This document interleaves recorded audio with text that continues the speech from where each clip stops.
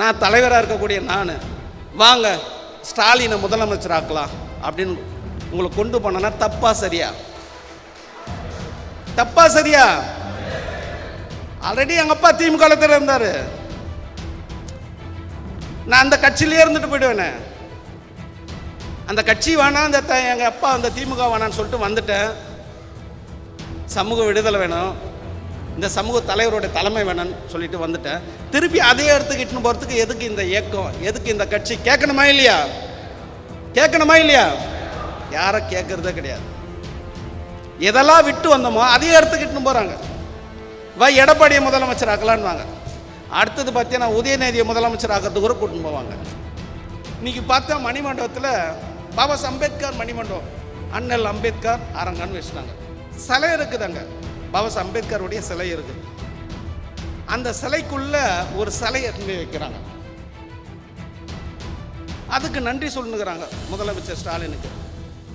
என்னடானா சிலையை வச்சிட்டார். எங்கே சிலை வரும்னா மணிமண்டபம், பாபா அம்பேத்கர் மணிமண்டபத்தில் பாபா அம்பேத்கருக்கு சிலை இருக்குது. அதே இடத்துல வந்து சிலையை வச்சுட்டாங்க.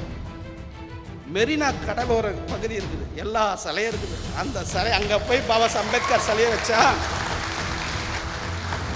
10,000 பேர் திரண்டு போயிட்டு முதலமைச்சர் நன்றி சொல்லலாம். ஏன் நன்றி சொல்கிறேன்னு முதலமைச்சருக்கு, உன முதலமைச்சர் ஆக்குறது அவர் தான் சொல்லி நன்றி சொல்லலாம்.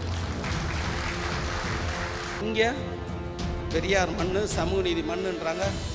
பாபா சாஹிப்பை புறக்கணிக்கிற ஒரு திராவிட மாடல் ஆகுது. அப்படியாப்பட்ட திராவிட கட்சியை நம்ம புறக்கணிச்சே ஆகணும். திராவிட கட்சியை புறக்கணிச்சே ஆகணும்.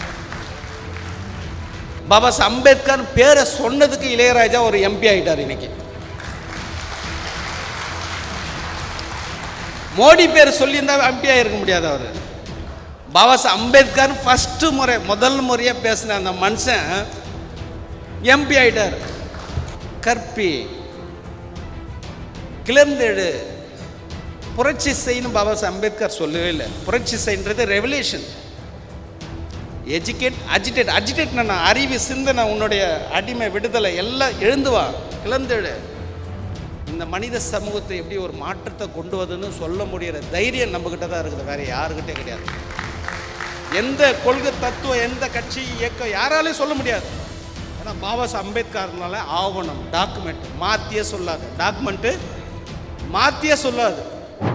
இன்றைக்கி பாருங்கள், இந்த மாநாட்டு கூட்டம் நம்மளுக்கு எஜமானம் யார் வந்தா?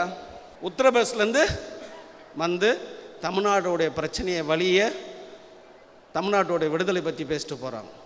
இன்றைக்கி அரசியல்ன்றது ஒரு அரசியலை வெல்லணும், அதுதான் அரசியல். இன்றைக்கி எல்லாம் வந்திருக்கிறோம். நான் கூட என் வீட்டில் அப்பா வந்து தீக்காக்கார், பெரியாருடைய ஃபாலோவர்ஸ். என் குடும்பத்தில் 10 பேரில் 5 பேருக்கு பெரியார் வச்சார் பேர். வீரராஜன், வீரபாண்டியன், வீரமணி, வீரமதி, வீரகுமாரி, 5 பேருக்கு பெரியார் வச்ச பேர். அப்போ பெரியாருடைய பின்பற்றுவங்கெல்லாம் யாருன்னு பார்த்தீங்கன்னா திமுகவையும் பின்பற்றுவாங்க. பெரியாரை பின்பற்றுவங்க இன்றைக்கி எப்படி திராவிட கழகம் திமுகவுக்கு ஆதரவாக இருக்குதோ அது காலங்காலமாக இருக்கிறது. பெரியார் வாழ்ந்தீங்க திமுக ஓட்டு போடுவாங்க. அதுபோல் திமுக ஓட்டு போட்ட குடும்பம் தான் நம்ம குடும்பக்கிறோம். எங்கள் அப்பாவா, எங்கள் அம்மாவா, எங்கள் அண்ணனுங்களா, வீட்டில் 10 பேரா, 10 ஓட்டு திமுக தான் ஓட்டு போடுவோம். 10 ஓட்டு திமுக தான் விழும்.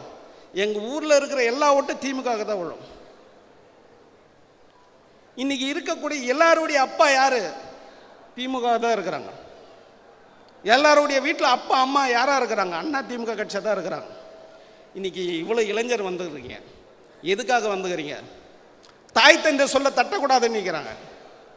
தாய் தந்தை சொல்ல தட்டக்கூடாதுன்னு எங்கள் அப்பா இருந்த திமுக வேணான்னு சொல்லிட்டு வந்தாச்சு. இன்னைக்கு எங்கள் அப்பா இருந்த உதயசூரியன் சின்ன வேணாம், அந்த கட்சியை வேணாம், அந்த தலைமையை வேணாம், அந்த வாரிசா வேணான்னு சொல்லி இன்னைக்கு வந்தாச்சு. புரட்சி தலைவர் வேணாம், புரட்சி தலைவி வேணாம், ரெட்டை இலைய வேணாம், எந்த இலைய வேணான்னு சொல்லிட்டு வந்தாச்சு. இன்னைக்கு எல்லாம் வந்துட்ட பிறகு எங்கள் அப்பா திமுக வேணான்னு சொல்லிட்டு வந்துட்டீங்க, எங்கள் அப்பா இருந்த அண்ணா திமுக வேணான்னு சொல்லிட்டு வந்துட்டீங்க. நான் தலைவராக இருக்கக்கூடிய நான் வாங்க ஸ்டாலினை முதலமைச்சர் ஆக்கலாம் அப்படின்னு உங்களை கொண்டு போனேன்னா தப்பா சரியா? தப்பா சரியா? ஆல்ரெடி எங்கள் அப்பா திமுக இருந்தார். நான் அந்த கட்சியிலே இருந்துட்டு போயிடுவேனே. அந்த கட்சி வேணாம், எங்கள் அப்பா அந்த திமுக வேணான்னு சொல்லிட்டு வந்துட்டேன். சமூக விடுதலை வேணும், இந்த சமூக தலைவருடைய தலைமை வேணும்னு சொல்லிட்டு வந்துட்டேன். திருப்பி அதே இடத்துக்கு இட்டுன்னு போகிறதுக்கு எதுக்கு இந்த இயக்கம், எதுக்கு இந்த கட்சி? கேட்கணுமா இல்லையா? கேட்கணுமா இல்லையா? யாரை கேட்கறதே கிடையாது. எதெல்லாம் விட்டு வந்தோமோ அதே இடத்துக்கு இட்டுன்னு போகிறாங்க. எடப்பாடியை முதலமைச்சர் ஆக்கலான்னு வாங்க, அடுத்தது பார்த்தீங்கன்னா உதயநிதியை முதலமைச்சர் ஆக்கிறதுக்கு கூட கூட்டின்னு போவாங்க. நம்ம எப்படி ஆள்றதுன்னு தான் நம்மளுடைய நோக்கமாக இருக்கணும். இதான் பகுஜன் சமாஜ் கட்சியோடைய கொள்கை. திராவிடர் மாடல்ன்ற சுத்தமாக புறக்கணிக்கணும். நம்ம இன்னைக்கு பார்த்தா மணிமண்டபத்தில் பாபா அம்பேத்கர் மணிமண்டபம், அண்ணல் அம்பேத்கர் அரங்கன்னு வச்சுட்டாங்க. சிலை இருக்குதுங்க, பாபா அம்பேத்கருடைய சிலை இருக்குது. அந்த சிலைக்குள்ள ஒரு சிலையை எடுத்து வைக்கிறாங்க. அதுக்கு நன்றி சொல்லுங்கிறாங்க முதலமைச்சர் ஸ்டாலினுக்கு. என்னடானா சிலையை வச்சிட்டார். எங்கே சிலை? மணிமண்டபம், பாபா அம்பேத்கர் மணிமண்டபத்தில் பாபா அம்பேத்கருக்கு சிலை இருக்குது. அதே இடத்துல வந்து சிலையை வச்சுட்டாங்க. மெரினா கடலோர பகுதி இருக்குது, எல்லா சிலையும் இருக்குது. அந்த சிலை அங்கே போய் பாபா அம்பேத்கர் சிலையை வச்சா 10,000 பேர் திரண்டு போயிட்டு முதலமைச்சருக்கு நன்றி சொல்லலாம். ஏன் நன்றி சொல்கிறேன்னு முதலமைச்சருக்கு, உன்னை முதலமைச்சர் ஆக்குறது அவர் தான் சொல்லி நன்றி சொல்லலாம். இங்கே பெரியார் மண், சமூக நீதி மண்ணுன்றாங்க. பாபா சாஹிப்பை புறக்கணிக்கிற ஒரு திராவிட மாடலாகுது. அப்படியாப்பட்ட திராவிட கட்சியை நம்ம புறக்கணிச்சே ஆகணும். திராவிட கட்சியை புறக்கணிச்சே ஆகணும். இன்னைக்கு இந்துத்துவா, ஆர்எஸ்எஸ், அமித்ஷா, மோடியை ஒரு முழுங்குற சக்தி எதுக்கிட்ட இருக்குதுன்னா நம்ம பகுஜன்கிட்ட தான் இருக்குது. வேறு யாருக்கிட்ட கிடையாது. யாராலும் முடியாது. ஸ்டாலினால் முடியுமா? அகிலேஷ் யாதவ் முடியுமா? இல்லை கர்நாடகாவில் இருக்கிற மக்கள் அந்த இயக்கத்தை இருக்க தேவகவுடாவில் முடியுமா? இல்லை சந்திரபாபு நாயுடு முடியுமா? முடியாது. ஏன்னா அங்கே சந்திரபாபு நாயுடு இருக்கக்கூடிய ஆந்திராவில் இருக்கிற கட்சி தமிழ்நாட்டில் கிடையாது. தமிழ்நாட்டில் இருக்கக்கூடிய திமுக ஆந்திராவில் கிடையாது. ஆந்திராவில் இருக்கிறது பஞ்சாபில் கிடையாது. ஒரு சூரியன் எத்தனை போய் ஒரு பஞ்சாபில் போய் தாமரை பக்கத்தில் நாங்கள் தான் மாட்டுன்னு வரைய முடியும்னா வரைய முடியாது. மகாராஷ்டிராவில் வரைய முடியும்னா வரைய முடியாது. கன்னியாகுமரியிலேருந்து காஷ்மீர் இது வரைக்கும் தாமரை பக்கத்தில் வரைகிற ஒரு பலம் எதிரான யானை பலம் தான் இருக்குது. அந்த யானை பலம் எப்படி இருக்கணும்? இந்த ஜேபி மாடல் உருவாக்கலாம் வாருங்கள்னா நம்மளால் முடியுமா? ஜேபி மாடல் உருவாக்கணும்னா முடியுன்ற எண்ணம் எல்லாருக்கும் இருந்ததுன்னா கண்டிப்பாக நம்மளால் வெற்றி பெற முடியும். முடியுமா? ஜேபி மாடல் உருவாக்க முடியுமா? முடியுமா? முடியும். எப்படி முடியுன்றதை சொல்கிறேன். ஒரு 50 வருஷத்துக்கு முன்னாடியெல்லாம் பிற்படுத்தப்பட்ட மக்களாக இருக்கட்டும், மிகவும் பிற்படுத்த SC/ST மக்கள்லாம் ஒரு கலெக்டர் ஆக முடியுமானா முடியாது. கலெக்டராக யார் ஆக முடியும்னா பிராமணர் மட்டும் தான் ஆக முடியும். ஏன்னா அவங்க தான் கல்வியாளர். ஒரு டாக்டர் ஆக முடியும்னா முடியாது. யாராவது போயிட்டு ஏதாவது என்ன சாமி என்ன படிச்சுக்கிற அப்படின்னு கேட்டால் அந்த காலத்தில் பெரியவங்கள, நானா சாமி பள்ளிக்கூட வாசலையே பார்த்ததில்ல சாமி, பள்ளிக்கூட வாசலே நான் இல்லை, என் பாட்டில் முப்பாட்டனே பார்த்ததில்ல சாமி. அவன் இருக்கிறானா அவன் படிப்பான் சாமி, பிராமணர், அவனுக்கு அறிவு இருக்குது சாமி, நம்மளுக்கு அதெல்லாம் ஏறாதும் சாமி, நம்மளுக்கு எங்கம்மா சாமி அதெல்லாம் ஏறன்னுவான். அப்படியாப்பட்ட சாமிங்க வாரிசாக நம்ம பிறந்தவங்க பாபா அம்பேத்கர் நம்மளை ஆக்குனார். IAS ஒரு மாவட்டத்துக்காக கலெக்டர் ஆக்குனார். ஒரு மாவட்டத்தில் ஒரு IPS, DGP, chief secretary, home secretary, governor எல்லாத்தையும் ஆக்கிட்டார். இந்தியாவுடைய ஜனாதிபதியாக கூட ஆக்கிட்டார். இன்னைக்கு இந்தியாவுடைய ஜனாதிபதியாக கூட ஆகிட்டார் பாபா அம்பேத்கர். பாபா அம்பேத்கர் பேரை சொன்னதுக்கு இளையராஜா ஒரு MP ஆகிட்டார். இன்னைக்கு மோடி பேர் சொல்லியிருந்தால் MP ஆகிருக்க முடியாது. அவர் பாபா அம்பேத்கர் முதல் முறையாக பேசின அந்த மனுஷன் MP ஆகிட்டார். நாணி ஆனதும் அவர் தான், பாபா அம்பேத்கர் தான். அந்த நாணிக்கு தெரியாது நம்ம எப்படி நாணி ஆகணுன்ட்டு. ஆனால் இசைன்றது ஒரு குறிப்பிட்ட சமூகத்துக்கு மட்டும்தான், அதை தொடர்றதுக்கு அனுமதி கிடையாது. இளையராஜாவுடைய பாட்டை முப்பாட்டெல்லாம் அதை விட நாணியாக இருந்தாங்க, ஆனால் தொடர்றதுக்கு அனுமதி கிடையாது. அந்த இசையை தொடர்றதுக்கு அனுமதி கிடையாது. பாபா அம்பேத்கரால் அனுமதி கொடுத்து தான் உரிமை கொடுத்ததால, அதை தொட்டதால இசை ஞானி இளையராஜா ஆகிட்டார். அந்த ஞானி அடிக்கடிக்கு சொல்வார், இந்த நாணம் எப்படி கட்டுச்சதுன்னா பகவானை காட்டுவார், மேலே கட்டுவார், இந்த நாணம் அப்படி கட்டுச்சது. அந்த பகவானை எல்லாம் பாட்டை முப்பாட்டை எல்லாம் வேண்டாங்களே, கொடுத்தாரா பகவான்? கொடுக்கவே இல்லை. எந்த பகவானும் கொடுக்கல. ஒரே பகவான் பாபா அம்பேத்கர் பகவான் தான் நம்மளுக்கு கொடுத்தாரு.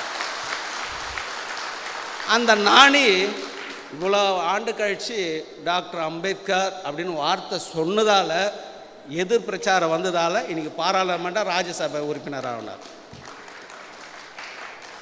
மோடியை பற்றி பேசியிருந்தால் ஒரு பிரச்சனை கிடையாது. மோடியை பற்றி பேசியிருந்தா, பெருமை பற்றி எல்லாத்தையும் பேசுகிறாங்க, எல்லோரும் எம்பி ஆகிட முடியுமாண்ணா? முதல் முறையாக வாயை திறந்தார் இளையராஜா. முதல் முறையாக பாபா அம்பேத்கர் பற்றி முதல் முறையாக பேசினார். எதிர் விமர்சனம், திராவிட மாடல் எதிர் விமர்சனம் வந்தது, ராஜ்யசபை எம்பியாக ஆகிட்டார். அதனால் இன்னைய வரைக்கும் எல்லா தகுதியும் நம்மளுக்கு கிடைக்குதுன்னா அது பாபா அம்பேத்கரால் தான் கிடைக்குதுன்னு சொல்லி இன்றைக்கி பேசுகிற ராம்ஜி 36 வயசு தான் ராஜ்யசபை உறுப்பினர். 40 வயசில் அசோக் சித்தா சார் ராஜ்யசபை உறுப்பினர். அம்பேத்ராஜன், வீல் சிங், பிரமோத் குரியல்,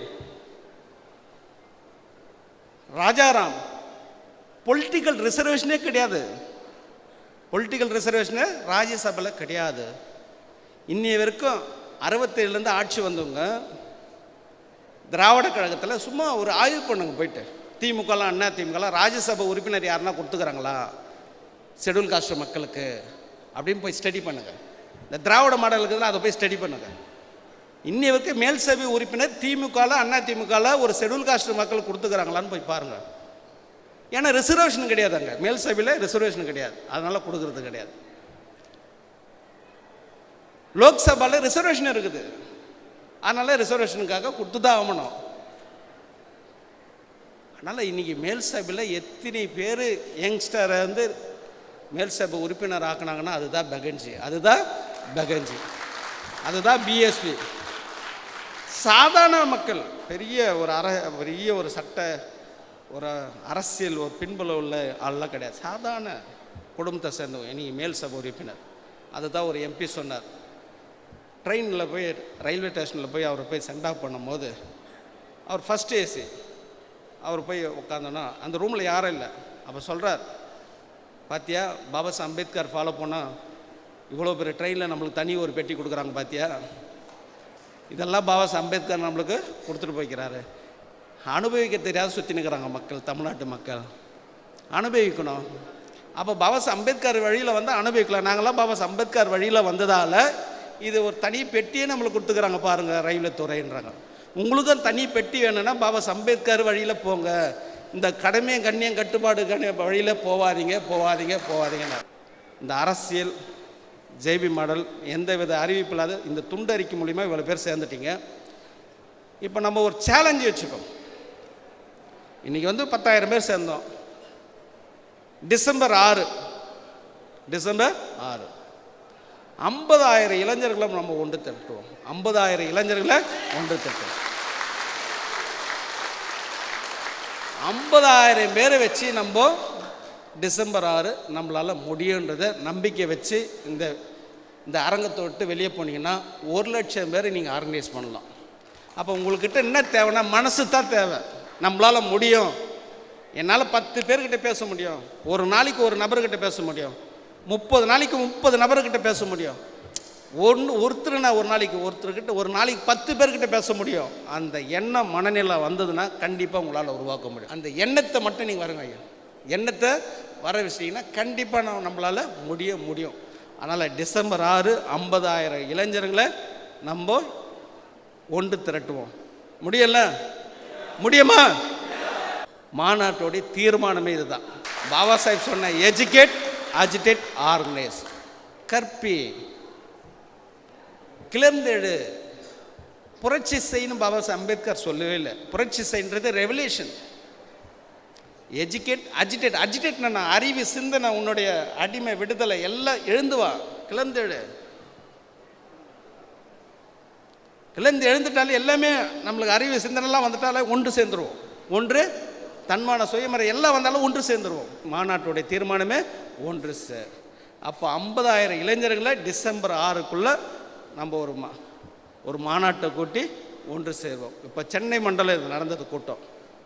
மேற்கு மண்டலம் கோயம்புத்தூரில் டிசம்பர் டேட் வாங்கியிருக்கிறாங்க. அப்புறம் திருச்சி மண்டலம், மதுரை மண்டலம், இந்த 4 மண்டலத்துலேயும் இந்த தலைப்பிலேயே மாநாடில் பொதுக்கூட்டம் கூட நடத்துங்க. நீங்கள் தெருமுனை கூட்டம் கூட நடத்துங்க. இந்த ஜெய்பி மாடல் தான் இந்த மனித சமூகத்தை எப்படி ஒரு மாற்றத்தை கொண்டு வருதுன்னு சொல்ல முடிகிற தைரியம் நம்மக்கிட்ட தான் இருக்குது, வேறு யாருக்கிட்டே கிடையாது. எந்த கொள்கை தத்துவம், எந்த கட்சி இயக்கம் யாராலையும் சொல்ல முடியாது. ஏன்னா பாபா சாஹேப் அம்பேத்கர்னால ஆவணம், டாக்குமெண்ட் மாற்றியே சொல்லாது, டாக்குமெண்ட்டு மாற்றியே சொல்லாது. அப்படியாப்பட்ட பாபா சாஹேபுடைய கொள்கையை நம்ம போய் சொல்லி நம்ம எல்லாரையும் ஒன்று திரட்டணும் சொல்லி மண்டல மாநாட்டை வெற்றிகரமாக நடத்திய மைக்கேல் தாஸ், அவரை சார்ந்த எல்லா மாவட்ட தலைவருக்கும், மண்டல பொறுப்பாளருக்கும், வந்திருக்கிற எல்லாருக்கும் என்னுடைய மனமார்ந்த வாழ்த்துக்கள் வாழ்த்துக்கள் வாழ்த்துக்கள். ஜெய் பீம்.